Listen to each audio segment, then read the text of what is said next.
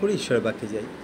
মঙ্গলময় স্বর্গের পিতা, তোমাকে ধন্যবাদই তোমার করুণা, দয়া, অনুগ্রহ, আশীর্বাদ, ভালোবাসার জন্য। প্রভু, আজকে এই সুন্দর সময় আরেকবার আমরা তোমার নামকে উৎসর্গিত করি, তোমার নামকে গৌরবান্বিত করি। প্রভু, তুমি আমাদের দয়া করো, তুমি আমাদেরকে আশীর্বাদ দাও। প্রভু, আমাদের সাথে কথা বলো সহজ সরলভাবে। প্রভু, তোমার বাক্য বুঝতে এবং বাক্য অনুযায়ী জীবনযাপন করতে সাহায্য করো। স্তুতি তোমায় দিই, প্রার্থনা তোমার যিশু নামে। ওকে, আসুন যদি আমাদের কাছে বাইবেল থাকে এই সময় আমরা তুলে ধরি এবং একসঙ্গে বলি, এর আমার বাইবেল, ঈশ্বরের বাক্য। যা কিছু লেখা আছে আমি বিশ্বাস করি, যা কিছু লেখা আছে আমি পালন করব, অন্যকে শিক্ষা দেব। সমস্ত প্রতিজ্ঞা আমার জীবনে আমি গ্রহণ করি। আমি আর আগের মতো থাকবো না, যীশু খ্রিস্টের নামে। আসুন যদি বাইবেল থেকে আমরা খুলি, মথি লিখিত সুসমাচার তার 26 অধ্যায়।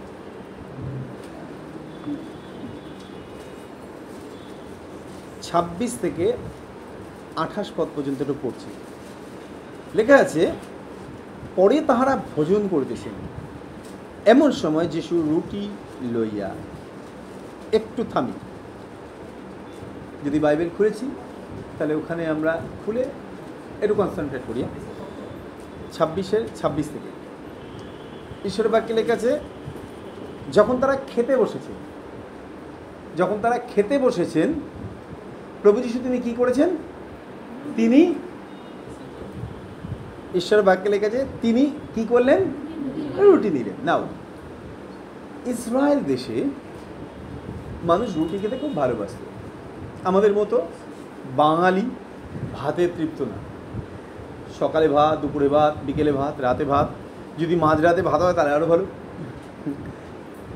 ইসরায়েলে তারা রুটি খেতে ভালোবাসে এবং অনেক বড় বড় রুটি। আমরা সিনেমাতে দেখেছিলাম না, জিজাস ফিল্মে রুটি ভাঙছে। আমি ইসরায়েলের রুটি খেয়েছি। আমার একজন পরিচিত দাদা, উনি ইসরায়েল থেকে যখন ফিরেছিলেন আমার জন্য রুটি বাঁচিয়ে নিয়ে এসেছিলেন। বলেন, পাস্টার আপনার জন্য আমি একটু রুটি নিয়ে এসেছি। আমি ইসরায়েলের রুটি খেয়েছিলাম, মটাস করে ভেঙে দিয়েছে। ঈশ্বরের বাক্যে লেখা আছে, যখন সবাই খেতে বসলেন, কে নিলেন রুটি? যিশু। এইখান থেকেই আজকে আমরা একটু আলোচনা করতে চাই। যিশু রুটি লইয়া কি করলেন? না, হি ব্লেসড। তিনি রুটি নিয়ে কি করলেন? আশীর্বাদ করলেন। পিতা, তোমাকে ধন্যবাদ দিই, তুমি আমাদেরকে উত্তম খাবার দিয়েছো। এবং তারপরে লেখা আছে, তিনি ভাঙলেন। একটু প্রশ্ন করি, বলুন তো, রুটি তৈরি করতে গেলে কি প্রসেস আছে আটার জন্য? রুটি তৈরি করতে গেলে আটার প্রসেসটা কি? খুব ভালো। আটাটা আসবে কোথা থেকে? Come to the point. গম। এক মুঠো গম, প্রত্যেকটা ইন্ডিভিজুয়াল এদের নিজস্ব সত্তা আছে। একটা গম, দুটো গম, তিনটে গম, ইউ ক্যান কাউন্ট। আপনি গুনতে পারবেন। বলুন তো, যখন ওই গমগুলোকে আটায় পরিণত করা হবে, এক মুঠো আটা তুলে নিয়ে আমি যদি আপনাকে বলি আপনি এখান থেকে আলাদা করুন কটা গম আছে, পারবেন? পারবেন। কেন পারবে না? কারণ গমগুলোকে ভাঙা হয়েছে। আমরা ইংরেজিতে বলি গ্রাইন্ডিং, বাংলায় বলায় গম ভাঙা কল। ছোটোবেলা থেকে আমরা যেতাম, গিয়ে গম দিতাম, ওরা ভেঙে দিত। দুটো জাতার মাঝখানে গমগুলোকে ফেলা হতো এবং তারপরে সেগুলোকে গুঁড়ো করা হতো, একদম গুঁড়ো করা, যেগুলোর নিজস্ব কোনো সত্তা নেই, যে কখনো নিজেকে আলাদা করে রাখতে পারবে না আরেকটা গম। ভালো করে চিন্তা করে দেখুন, রুটি বানাতে গেলে এক মুঠো গমকে আমরা কেউ মেখে রুটি বানাতে পারবো না। রুটি বানাতে গেলে কি করতে হবে? ভাঙতে হবে। যতক্ষণ না ভাঙছে ততক্ষণ পর্যন্ত সেটা পারপাজে ব্যবহার করা যাবে না। কত সুন্দর না? বাইবেলে লেখা আছে, তারপরে প্রভু যিশু তিনি রুটিটা নিলেন, নিয়ে তিনি আশীর্বাদ করলেন, পরে তিনি আবার ভাঙলেন। আমরা অনেকবার এই জায়গাটা করেছি। আজকে আলোচনা করতে চাই, কেন ঈশ্বর তিনি ভাঙেন। আমরা তো গড়তে সবাই ভালোবাসি, কেউ চাই না ভাঙতে। আমরা প্রত্যেকে জানি যে ভাঙা মানেই কষ্ট, কিন্তু ঈশ্বরের বাক্য থেকে আজকে আমরা দেখব বহু জায়গায় লেখা আছে ব্রোকেননেস ব্রিংস ব্লেসিং। যতক্ষণ না পর্যন্ত ভাঙা হচ্ছে ততক্ষণ পর্যন্ত সেখানে আশীর্বাদ নেই। চিন্তা করে কি শিষ্যদেরকে তিনি দিচ্ছিলেন, ইট ওয়াজ অ্যান এক্সাম্পল, একটা উদাহরণ ছিল। সেটা এক মুঠো গম, সেটাকে পুরো গ্রাইন্ডিং করে পুরো পেস্ট করে দেওয়া হলো জল দিয়ে মেখে, তারপরে সেটাকে বেলা হলো, এখন একটা রুটিতে পরিণত হয়েছে শেখার পরে। প্রসেসটা চিন্তা করে দেখুন, গমটাকে নিয়ে আসা হলো, তারপরে সেটাকে ভাঙা হলো, তারপরে সেটাকে মাখা হলো, তারপরে সেটাকে পদ্ধতির মধ্যে থেকে গরম করা হলো, এখন এটা একটা রুটিতে পরিণত হয়েছে। কিন্তু কেন সেই রুটিটাকে ভাঙার দরকার ছিল? যদি না ভাঙা হতো তাহলে 12 জন শিষ্য কখনো তার আস্বাদ পেত না, তাই না? একটা গোটা রুটি যদি আমাদের কাছে থাকে আর যদি 12 জন থাকে, যতক্ষণ পর্যন্ত আমি সেটাকে ভাঙছি আমি খুব আনন্দ পাই। ইংরাজিতে বলা হচ্ছে ব্রেকস, ভাঙা, বাংলায় বলা হচ্ছে ছেঁড়া। আমরা যদি বলি রুটি ভাঙো, আমাদের কাছে মিনিংলেস। আমরা ভাঙা মানে জানি শক্ত কিছু যেটাকে আঘাত করে ভাঙতে হয়, কিন্তু ইংরাজি ওয়ার্ড ব্রেকস কথার অর্থ ভীষণ সুন্দর। আজকে আমরা বাইবেল থেকে দেখতে চাই, তারপরে আমরা এই জায়গাগুলো দেখব। কটা উদাহরণ দিই। যতক্ষণ না পর্যন্ত আমরা জমির মাটিকে ভাঙছি ততক্ষণ পর্যন্ত সেখানে বীজ বপন করা যায় না। আমরা অনেকেরই আমাদের আইডিয়া আছে না, যখন জমিতে চাষ হয়, যখন আমরা গ্রামে যাই আমরা দেখতে পাই মাটিগুলো ফেটে গেছে, শক্ত হয়ে রয়েছে, অ্যান্ড এখানে ইউজ ইট, ব্যবহার করতে পারবো না আমরা, জল দিলেও ব্যবহার করা যাবে না। তার আগে কী করতে হয়? সেগুলোকে ভাঙতে হয়। কোদাল দিয়ে ভাঙা হচ্ছে বা ট্রাক্টর ইউজ করা হয় মাটিটাকে খোঁড়ার জন্যে, তারপর সেটাকে ভাঙা হয়। যেমন ধরুন একটা উদাহরণ দিই, যখন মাটির পাত্র তৈরি করা হয়, কতজন আমরা দেখেছি যে ভাঁড় তৈরি হচ্ছে, গ্লাস তৈরি হচ্ছে, একটা কুলাল চক্র থাকে না, ওখানে একটা গোল, হ্যাঁ, একটা জায়গা থাকে যেটার উপরে একটা একদম সেন্টারে একটা উঁচু মতো দণ্ড থাকে, মাটি সেটার উপর দেওয়ার পরে যখন ঘোরানো হয় আমরা দেখতাম যে লাঠি দিয়ে ঘোরাচ্ছে। এখন তো ইলেকট্রিক মোটর দেয়া, লাঠি দিয়ে ঘোরাচ্ছে, আর হাতের কায়দায় তারা বিভিন্ন পাত্র তৈরি করে। চিন্তা করে দেখুন, ওই নরম মাটি থেকে মনের মতো পাত্র তৈরি করার জন্যে কুমোরকে কি করতে হয়? মাটি নিয়ে আসতে হয়, তারপরে সেটাকে কি করতে হয়? শুকাতে হয়। কাদা মাটি তারা পরিষ্কার করতে পারে না। কেন? আমি দেখেছি অনেকক্ষণ দাঁড়িয়ে দাঁড়িয়ে দেখেছি মাটিগুলোকে এনে ঢিপি করে রেখেছি, যখন শুকিয়ে গেছে দেখছি সেগুলো হাতুড়ি দিয়ে মেরে মেরে ভাঙছে, গুঁড়ো গুঁড়ো করে যেগুলো কাকড় আছে, ইট আছে, সেগুলোকে ফেলে দিচ্ছে, ফেলে দিয়ে তারপরে সেই গুঁড়োগুলোকে নিয়ে আবার জল দিয়ে মাখছে, মেখে আরেকটা কাজ করে। কি করে বলুন তো? ভালো করে হাত দিয়ে চেপে চেপে চেপে চেপে যদি সেখানে একটা ছোট কাকড়ও থাকে সেটাকে বার করে ফেলে। দেখেছেন কখন? আমি খুব ভালো করে দেখেছি, পরবর্তীকালে জানতে পেরেছি কেন। আমি খালি ভাবতাম এত কষ্ট, ঘটি বাড়ি তৈরি করবে আর কাকড় থাকলে কি অসুবিধা। কেন কাকড়গুলোকে বার করতে জানেন? কারণ যখন কুলাল চক্রে ঘুরে মাটিটা প্রচণ্ড স্পিডে, ওরা আঙ্গুলের কায়দাতে পাত্র তৈরি করে, আর অত স্পিডে ঘোরার সময় যদি কোনো কাকড় আঙ্গুলে লাগে আঙ্গুলটা ফালা হয়ে যায়, এবং সেই কারণে তারা প্রত্যেকটা মাটির তাল থেকে কাকড়গুলোকে বেছে নেয় এবং তারপর সেটাকে উত্তম পাত্র তৈরি করে। সেটাই যথেষ্ট না, রোদে শুকানোর পর সেটাকে পোড়ানো হয়, তারপরে সেটা ব্যবহারের উপযোগী। চিন্তা করে দেখুন, প্রত্যেকটা কাজের জন্যেই একটা প্রসেস আছে, লং টার্ম একটা প্রসেস, এবং প্রত্যেকটা প্রসেসেই কিন্তু কিছু না কিছু কষ্ট আছে। যতক্ষণ না পর্যন্ত মাটি ভাঙা হচ্ছে ততক্ষণ পর্যন্ত বীজ পোতা যায় না।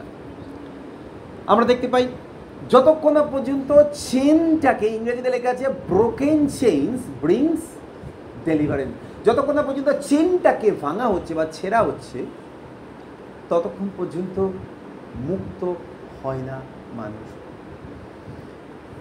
যতক্ষণ না পর্যন্ত মানে ব্রোকেন ক্লাউডস পোর আউট রেইন, যতক্ষণ না পর্যন্ত মেঘটা ভাঙছে বৃষ্টি হয় না। আমরা দেখতে পাই যতক্ষণ না পর্যন্ত ডে ব্রেকস হচ্ছে আমরা কি বলি, এতক্ষণ কাজ করছি, যদি একটা ব্রেক দেওয়া হয় ভালো হয়। আমরা কখনো বলি না আমাদের মিটিংয়ের মাঝখানে ভাঙাও, আমরা ইংলিশ টার্মটাকে ইউজ করতে ভালোবাসি না, ব্রেকস। এবং কেন, কারণ এটা প্রপার ওয়ার্ড। ডে ব্রেকস মানে আমরা বিশ্রাম পাচ্ছি, ওয়ার্ক ব্রেক মানে আমরা বিশ্রাম পাচ্ছি, যতক্ষণ না পর্যন্ত সেখানে একটা ভাঙন আসছে সেখানে আমরা বিশ্রাম পাচ্ছি না। বাইবেলের কাছে একজন মহিলা প্রভু যিশু মাথার ওপরে অ্যালাবেস্টার জার ভেঙে আতর ঢেলে দিয়েছিলেন। যতক্ষণ না পর্যন্ত জারটাকে ভাঙা হয়েছিল ততক্ষণ পর্যন্ত আতরের সুগন্ধ গোটা ঘরে কোথাও পৌঁছায়নি, আর সেটা প্রভু যিশুর উপরে ঢালাও যায়নি। যতক্ষণ না পর্যন্ত 5টা রুটিকে প্রভু যিশু তিনি ভেঙেছিলেন ততক্ষণ পর্যন্ত 5000 মানুষ খায়নি। এবং একটা অদ্ভুত বিষয়, আজকে সকালবেলা পড়তে পড়তে চিন্তা করলাম, পাস্টার জেন্টিজেন ফ্র্যাঙ্কলিন তিনি বলছিলেন ওখানে টোটাল কত মানুষ ছিল? পুরুষের সংখ্যা ছিল 5000, এছাড়াও অনেক মহিলা ছিল, অনেক বাচ্চা ছিল, বৃদ্ধ বৃদ্ধা ছিল, তাদেরকে কাউন্ট করা হয়নি। কেন? কারণ তখনকার দিনে কাস্টমস ছিল শুধুমাত্র যারা পুরুষ মানুষ কর্মের উপযোগী তাদেরকেই কাউন্ট করা হয়, বাকি কেউ গ্রহণযোগ্য নয়। যখন কাউন্ট করা ছিল 5000 পুরুষ আছে, প্রভু তিনি একবারও বলেনি তাহলে 5000 মানুষকেই খাওয়াও, কি ফের এভরিওয়ান। এমনকি পুরো পরিষ্কার বলছে যে একটা বাচ্চা সেখানে ছিল, অনেকগুলো বাচ্চা ছিল, তার মধ্যে একটা বাচ্চা যার কাছে 5টা রুটি 2 মাছ ছিল, সেও ডেসপাইজড হয়েছিল, সেও তুচ্ছীকৃত হয়েছিল না। প্রভু একটা বাচ্চার কাছে মাত্র রুটি আছে, কিন্তু কি হবে তা দিয়ে? আমরা ঈশ্বরকে ধন্যবাদ দিই, আমরা একটা বিরাট শিক্ষা পাই সেখান থেকে না। যারা অবহেলিত ছিল মহিলারা, যারা অবহেলিত ছিল বাচ্চারা, যারা অবহেলিত ছিল বৃদ্ধ বৃদ্ধা, তাদের সবাইকে প্রভু যিশু তিনি কাউন্ট করেছিলেন এবং বাইবেলের কাছে তারা সবাই তৃপ্ত হয়েছিল। এবং আমরা দেখতে পাই যতক্ষণ না পর্যন্ত রুটি ভাঙা হয়েছিল ততক্ষণ পর্যন্ত তারা কেউ খেতে পারেনি। ফাইনাল আরেকটা বিষয় চিন্তা করি, যতক্ষণ না পর্যন্ত একটা বীজ ভাঙে ততক্ষণ পর্যন্ত সেটা থেকে জীবন বেরিয়ে আসে না। কেউ কখনো দেখেছেন? আমি ছোলা দেখেছি, মটর দেখেছি, যখন মাটির নিচে পোতা হয় ঠিক 1 সপ্তাহ পর কি দেখতে পাবেন? একটা ছোট্ট টাইনি অঙ্কুর বেরিয়েছে না, মাটির নিচে চলে গেল, আর ওপরের অংশটা মাটি ফাঁকা করে বেরিয়েছে, ছোট্ট ছোট্ট সবুজ 2টো পাতা। যদি আপনি মাটি খুঁড়ে সেই ছোলাটাকে বা মটরটাকে যদি তোলেন তাহলে কি দেখতে পাবেন? It's already divided into. ওই ছোট্ট ছোলাটা মাঝখান থেকে ভেঙে গেছে, আর একদম ভেঙে যাওয়ার সেন্টার থেকে ওই গাছটা উঠেছে। যারা আমরা চাষবাস করি আমরা তারা দেখেছি না, সিডটা যতক্ষণ না পর্যন্ত ভাঙছে মাটির তলায়। এবং কে ভাঙে ওটা? God he himself. তিনি একটা প্রসেস দিয়েছেন, যত ভালো যত দামি সিডি হোক না কেন, যতক্ষণ না পর্যন্ত ওটা মাটির নিচে অন্ধকারে সবার চোখের অলক্ষ্যে ভাঙছে ততক্ষণ পর্যন্ত সেটা থেকে জীবন আসে না। নাও বাইবেলের কাছে প্রভু যিশু তিনি শিষ্যদেরকে নিয়ে বসেছেন এবং এটাকে বলা হচ্ছে লাস্ট সাপার, শেষ ভোজ। 2টো শিক্ষা আজকে এখান থেকে আমরা পাই। তিনি রুটি নিলেন, তারপরে তিনি আশীর্বাদ করলেন। আজকে যদি আমরা চিন্তা করে দেখি, আমরা প্রত্যেকে এক একটা সিড, আমরা প্রত্যেকে এক একটা বীজ, আমাদের সবাইকে প্রভু যিশু তিনি কালেকশন করেছেন। এবং এরপরে তিনি সবাইকে নিয়ে হি মেড আ ব্রেড, একটা রুটি তিনি তৈরি করেছেন। তারপরে তার পারপাসটা ছিল আশীর্বাদ করা। আমরা আশীর্বাদ পেতে সবাই ভালোবাসি। প্রভুকে জানার পরে আমরা প্রভু ভগ্ন হৃদয় নিয়ে এসেছি, এটা ঠিক। ভেঙে যাওয়ার পরেই মানুষ প্রভুকে পায়। বাইবেলে গেছে না, you never despise the broken and contrite heart, ভগ্ন চূর্ণ অন্তঃকরণ তুমি তুচ্ছ করো না। যতক্ষণ না পর্যন্ত আমাদের হৃদয় ভগ্ন হয় আমরা আমাদের সৃষ্টিকর্তাকে পাই না, আমরা আমাদের সৃষ্টিকর্তাকে পাই না। সো ঈশ্বরকে ধন্যবাদ দিই, ভগ্ন হৃদয় আমাদেরকে প্রকাশ করে, ভগ্ন হৃদয় আমাদেরকে প্রকাশ করে যে আমরা ঈশ্বরের পরিচয় পাওয়ার কাছাকাছি পৌঁছেছি। এবং আমি প্রভুকে ধন্যবাদ দিই। চিন্তা করে দেখুন, যখন ঈশ্বর তিনি আমাদের ভগ্ন হৃদয়টাকে দেখলেন, তিনি আমাদেরকে আশীর্বাদ করলেন। আশীর্বাদ পেতে আমরা সবাই ভালোবাসি, কিন্তু তারপরে তিনি আরেকটা অদ্ভুত কাজ করেছিলেন। বাইবেলের কাছে তিনি রুটি লইলেন, আশীর্বাদ করলেন, আর তারপরে তিনি কী করলেন? এগেইন হি ব্রক, আবার তিনি ভাঙলেন। এই জায়গাটা আমরা অনেকে মেনে নিতে পারি না। প্রভুকে জেনেছি সমস্ত সমস্যার ঊর্ধ্বে থাকবো আমরা।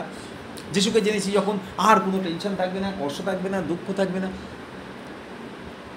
কিন্তু আমরা দেখেছি খ্রিস্টকে জানার পরে আমাদের জীবনে বহুবার বহু তাড়না, কষ্ট, ঝামেলা, সমস্যা হঠাৎ হঠাৎ আসে না। জানবেন, প্রত্যেকটা সময় যতবার আমাদের জীবনে টাফ টাইম আসে, ততবার প্রভু তিনি আমাদের জীবনের মধ্যে থেকে মহিমান্বিত হন। কিছু না কিছু মহান কাজ তিনি করেন, কিছু না কিছু মহান কাজ তিনি করেন। আমার একটা সমস্যা হয়েছিল, এবং এই সমস্যাটা থেকে আমার একজন সাধারণ মানুষের সাথে পরিচয় হয়। একদম সাধারণ মানুষ, খুব সিম্পল। সেই সাধারণ মানুষ আমাকে একদিন বললেন যে, ফাদার, আপনাদের তো অনেক সময় আপনারা সেবা কাজ করেন, আমাদের একটা ওল্ড এজ মিশন আছে, আপনি কথা বলবেন, যদি ওল্ড এজ মিশনে যদি অন্তত কিছু ব্ল্যাঙ্কেট যদি দিতে পারেন। আমি বললাম, নিশ্চয়ই কথা বলবো। আমাদের কাউন্সিলর যিনি, দিদির সাথে আমাদের ভালো সম্পর্ক আছে, পরিচয় আছে মুখ দেখে।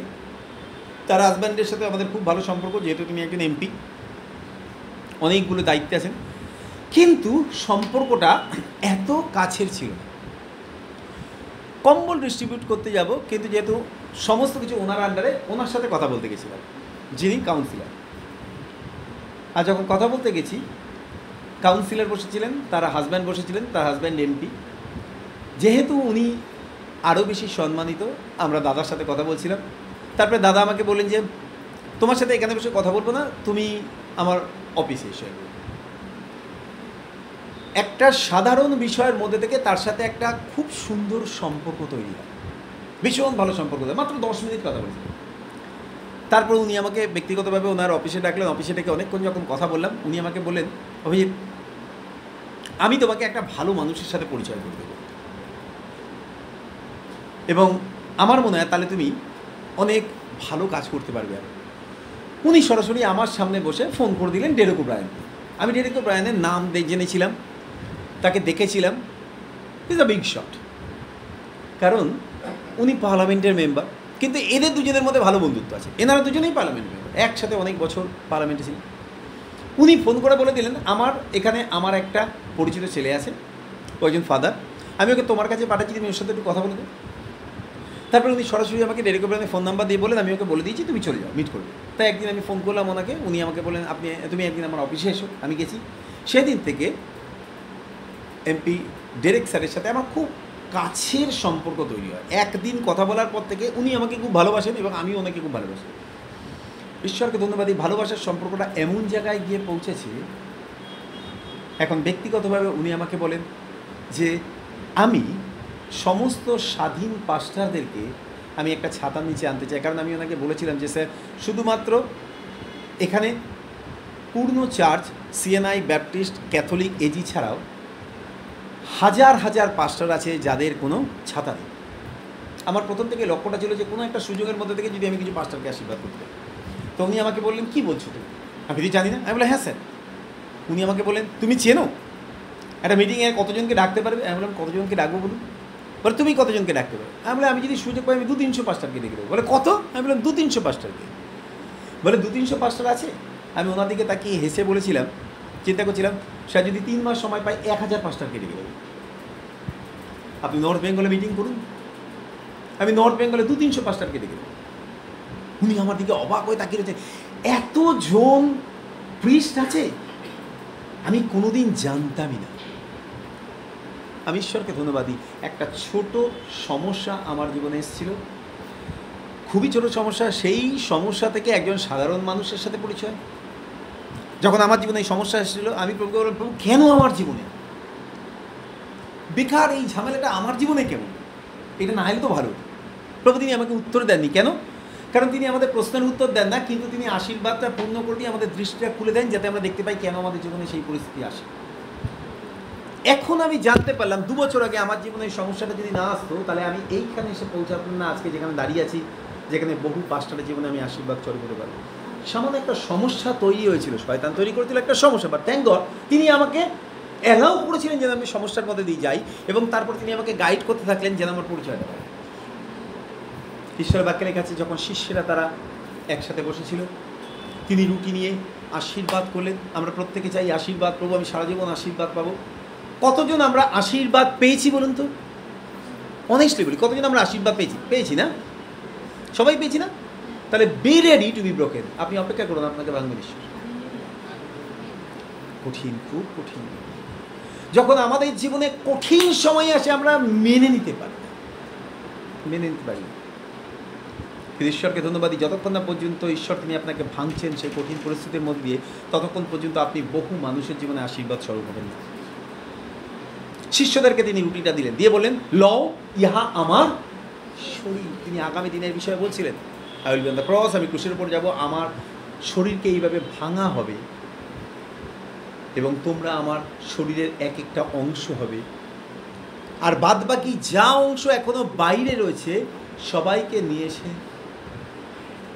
পূর্ণ হলে পরে তবে সেটাই মণ্ডলী, সম্পূর্ণ মণ্ডলী।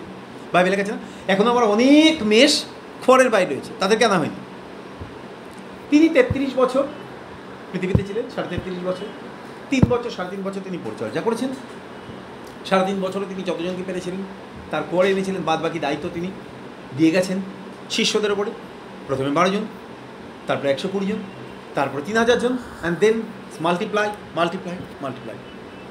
সেখান থেকে আজকে আমরা জেনেছি গোটা পৃথিবীতে আজকে প্রায় 300 কোটির কাছাকাছি খ্রিস্ট বিশ্বাসী, খ্রিস্টান বলবো না, খ্রিস্ট বিশ্বাসী, কারণ এখনো পর্যন্ত আমরা খ্রিস্টান হয়ে উঠতে পারি।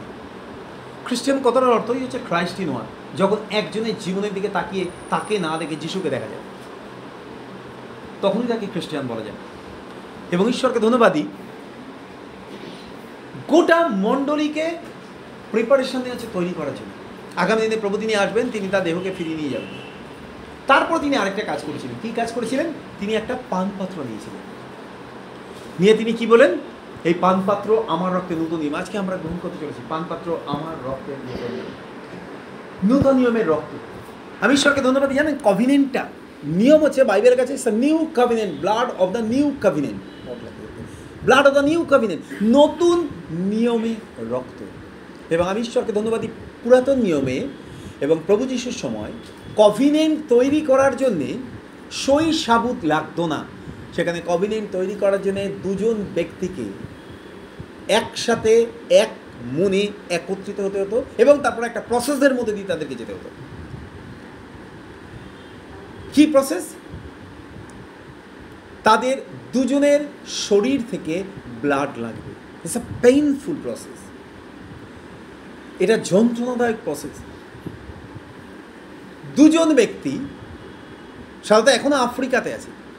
আমি যখন ডেভিড লিভিংস্টোন, অনেকে হয়তো জানেন, এমন একজন আশীর্বাদযুক্ত মানুষ যিনি আফ্রিকাতে সুসমাচার নিয়ে গেছিলেন।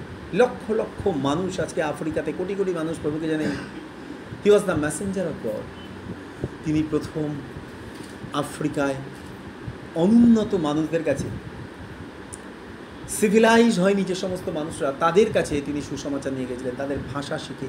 ডেভিড লিভিংস্টোন তিনি একজন ডাক্তার ছিলেন, তিনি চিকিৎসা করে, এবং যখন তিনি চিকিৎসা আরম্ভ করেন মানুষরা তার কাছে যেত না। আপনি জানেন, তিনি প্রথমে কুকুরের চিকিৎসা শুরু করেছিলেন।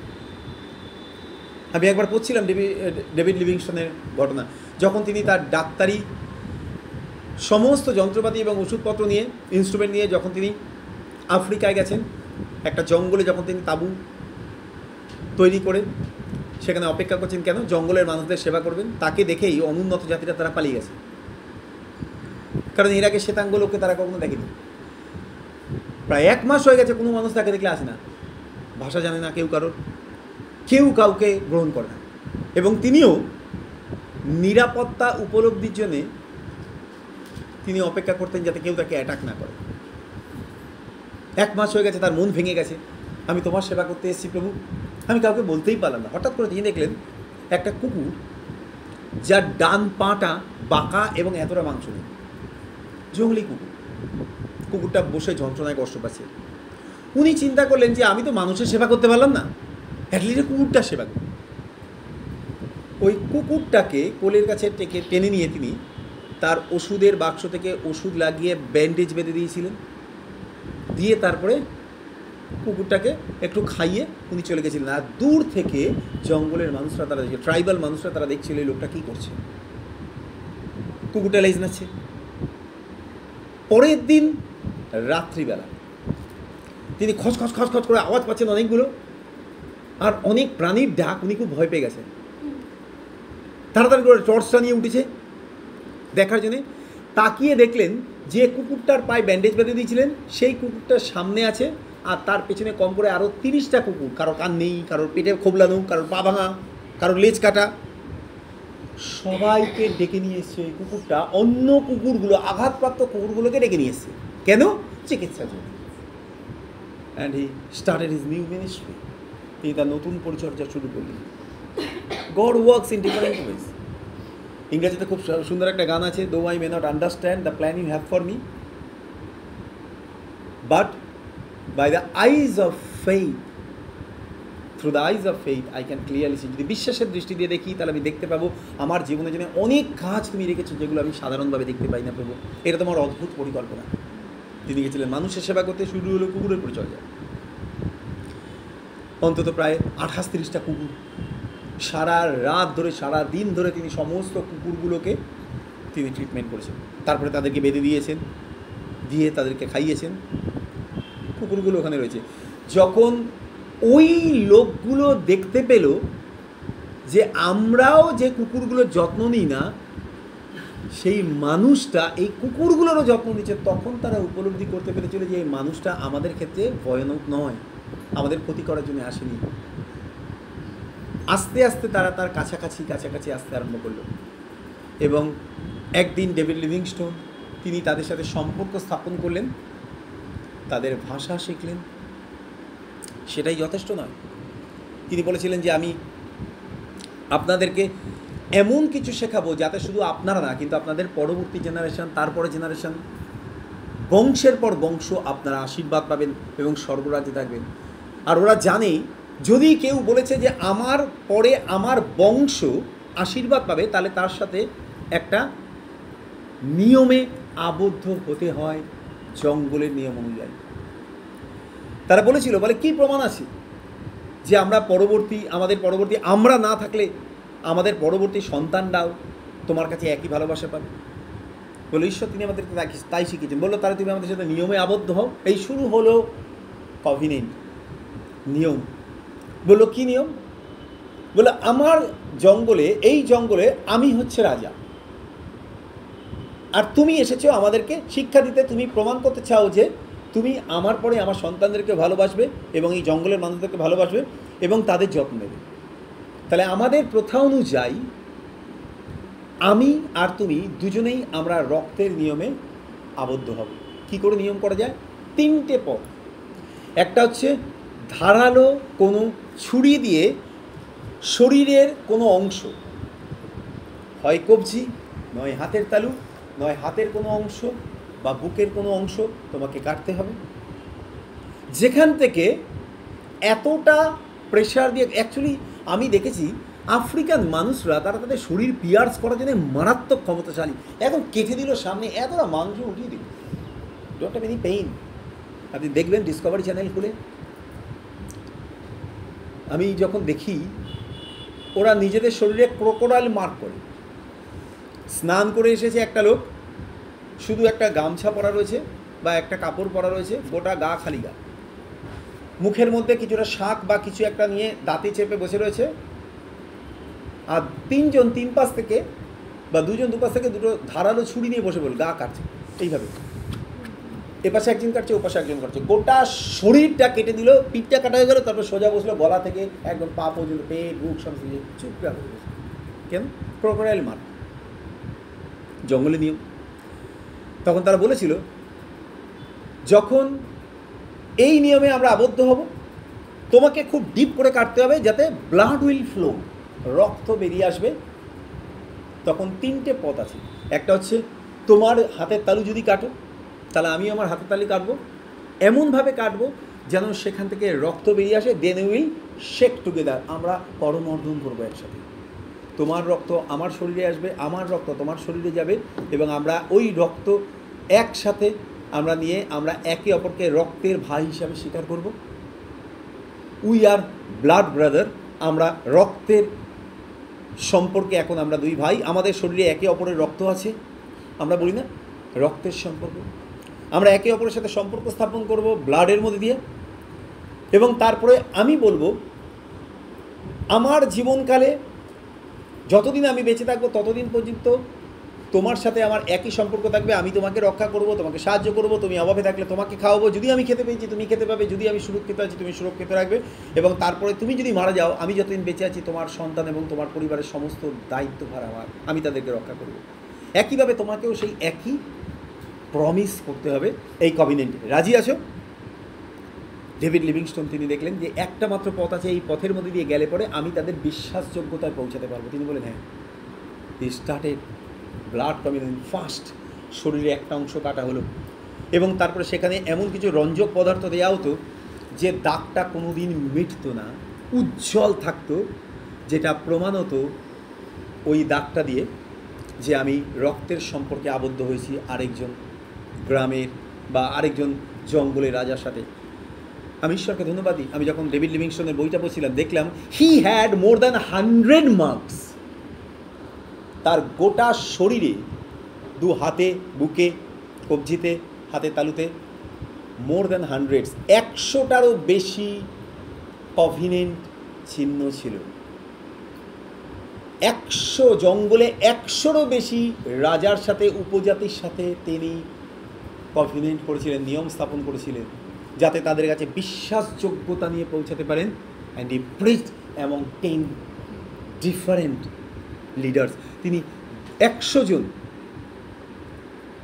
আলাদা আলাদা রাজার নেতৃত্বে জঙ্গলে যে মানুষরা আছে তাদের কাছে তিনি সুসমাচার প্রচার করেছিলেন। তার শরীর যখন তিনি জামা খুলতেন, যখন তিনি জামার হাতা গোটাতেন, এরকম অনেকবার হয়েছে ডেভিড লিভিংস্টোন যখন তিনি জঙ্গলের অন্য প্রান্তে এক জায়গা থেকে যখন আরেক জায়গায় পৌঁছে গেছেন, বিরাট জঙ্গল আফ্রিকাতে, যখন ওখানে কেউ তাকে আক্রমণ করার চেষ্টা করেছে, সঙ্গে সঙ্গে তিনি তার জামার হাতাটা খুলিয়ে একটু দেখিয়ে দিতেন, দেখা যেত সেখানে প্রায় 50টা 60টা মার্ক আছে। সঙ্গে সঙ্গে রাজা ভয়ে থেমে যেত। কেন? কারণ অলরেডি আমার যা ক্ষমতা আছে তার থেকেও বেশি 50 গুণ বেশি ক্ষমতা এই মানুষরা আছে। He made a covenant. এতজন রাজার সাথে আপনার কভিনেন্ট, জানে যে আমি যদি হাত দিই তাহলে 50 জন রাজা তার সৈন্য নিয়ে আমার এগেস্টে আসবে এবং আমাদের জঙ্গলে যতজন আছে সবাইকে শেষ করে দেবে। সেই রাজারাও তার সাথে কভিনেন্ট করত। একবার এরকম ঘটনা হয়েছিল, জঙ্গলে অনেক ভিতরে ডেভিড লিভিংস্টোন পৌঁছে গেছিলেন, তখন তাকে ধরা হয় এবং তাকে মেরে ফেলা হবে বলে, কোনো দেবতার কাছে উৎসর্গ করা হবে বলে বা মেরে ফেলা হবে বলে যখন তাকে নিয়ে যাওয়া হয়, যখন তার জামাটা খুলে ফেলা হয় টেনে ছিঁড়ে, তার শরীরের মাপ দেখেই তাকে সঙ্গে সঙ্গে ছেড়ে দেওয়া হয়। তারপরে তারাও তার সাথে কভিনেন্টে যুক্ত হয় যে এই মানুষটাকে যদি আমরা মেরে ফেলি তাহলে 100 জন রাজা আমাদেরকে মেরে ফেলবে, আর 100 জন রাজার বিরুদ্ধে লড়ার মতো ক্ষমতা আমরা নেই। কিন্তু যদি আমরা তার সাথে বন্ধুত্ব স্থাপন করি তাহলে 100 জন রাজা আমাদেরকে সাহায্য করবে। প্রথম নিয়ম, একসাথে দুটো হাতের তালু কেটে করমর্দন করা যাতে রক্তের মিলন হয়। দ্বিতীয় বিষয় হচ্ছে দুজনেই হাতের তালু খুব গভীর ক্ষত করে কাটবে, তারপরে একটা কাপের মধ্যে তারা সেই রক্ত দুজনে মিলে একসাথে ফেলবে এবং তারপরে দুজন তারা সমাজের সমস্ত মানুষের সামনে দাঁড়িয়ে সেই একই রক্ত তারা পান করবে। And it is called the new covenant, blood of new covenant, নতুন নিয়মের রক্ত।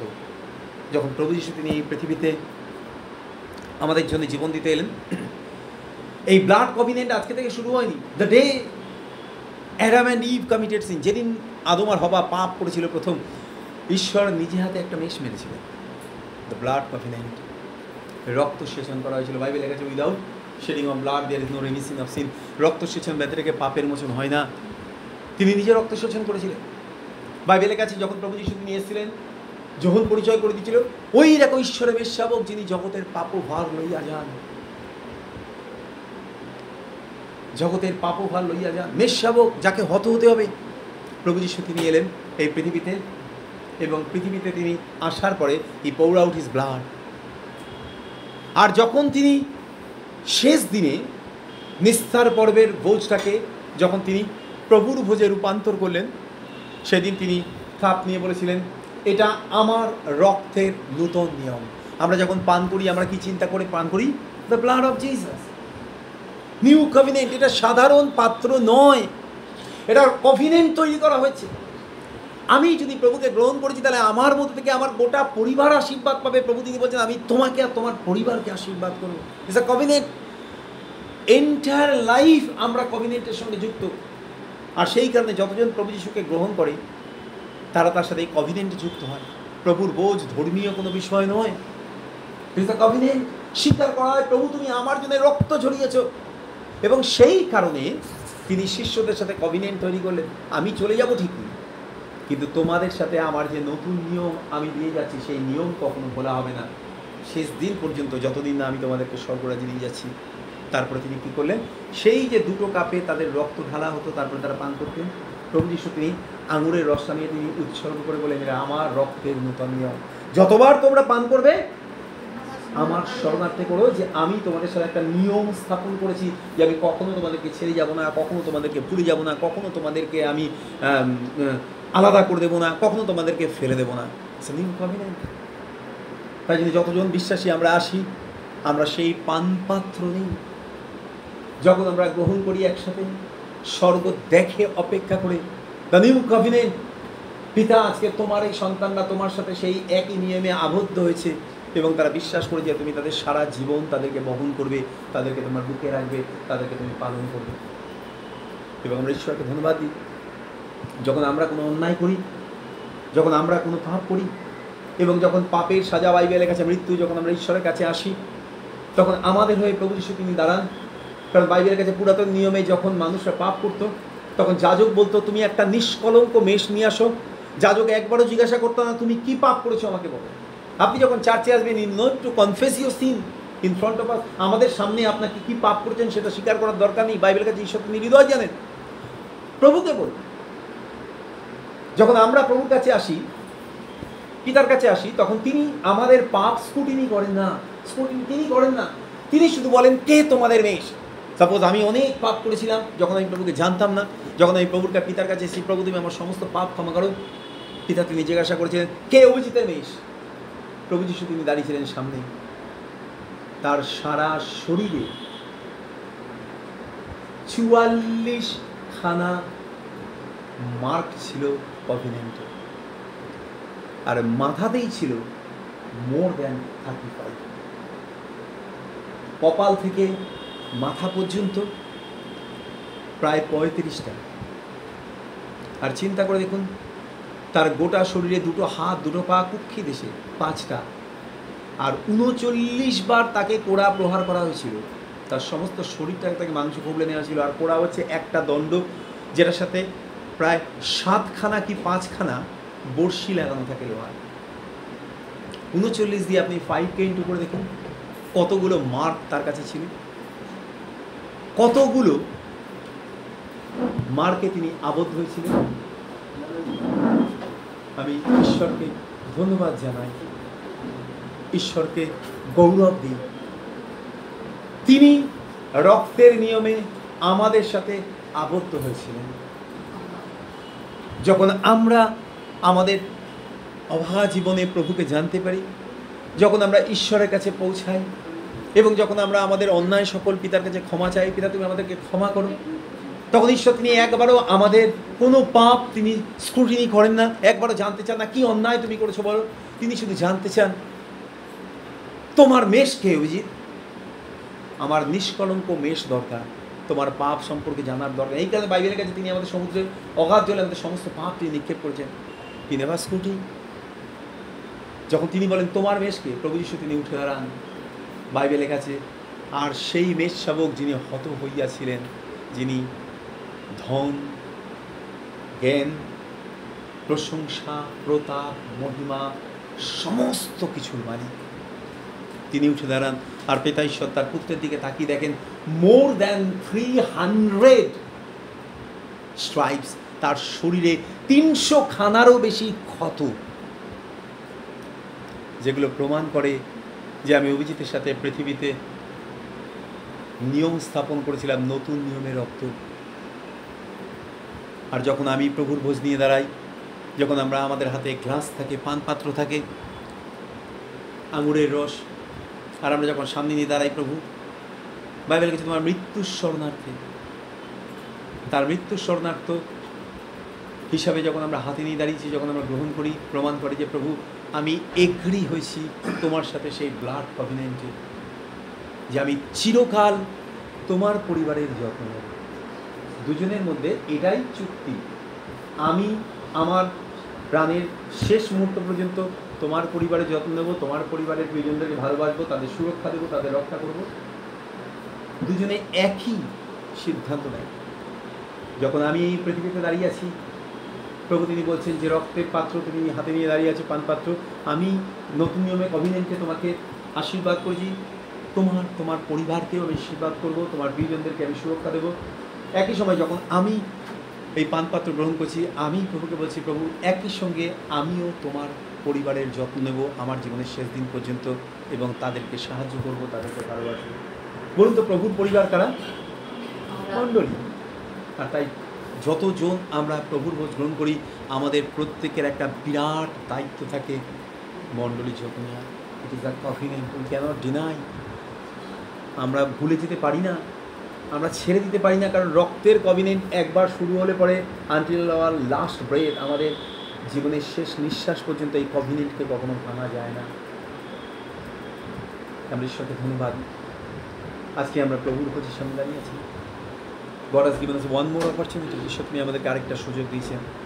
সেই একই কভিনেন্ট চিন্তা করে দেখুন, যেদিন রাত্রিবেলা তিনি সমর্পিত হলেন, তিনি রূপ নেন, ভাঙলেন, আশীর্বাদ করলেন, আমাদের জীবনকে অন্যের জীবনে তিনি পৌঁছে দেওয়ার জন্য আমাদের কাছে আমাদেরকে তিনি ভাঙেন, যাতে আমরা আশীর্বাদ স্বরূপ হই।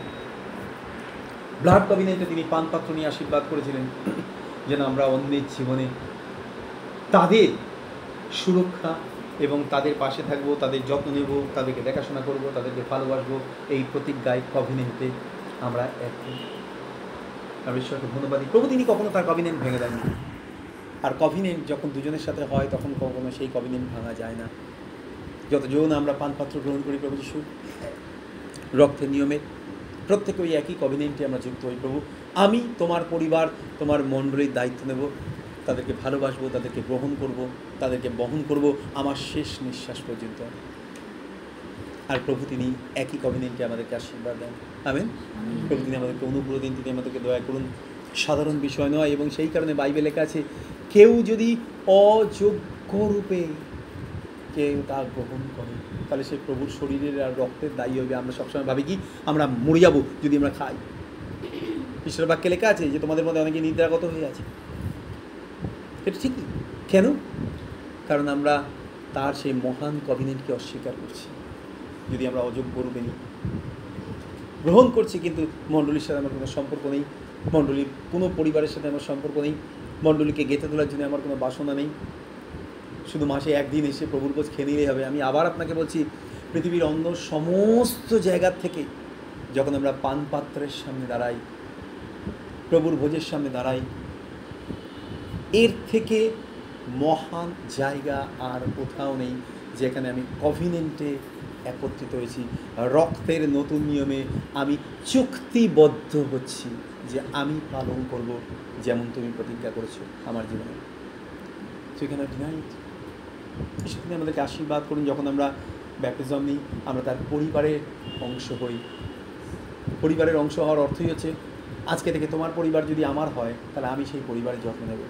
আর সেই জন্যই ব্যাপটিজমের পরে প্রভুর ভোজ দেওয়া হয়, তার আগে দেওয়া হয় না। প্রভু তিনি আমাদেরকে আশীর্বাদ করুন, তিনি আমাদেরকে দয়া করুন, তার পূর্ণতায় তিনি আমাদেরকে জীবনের পথে এগিয়ে নিয়ে চলুন।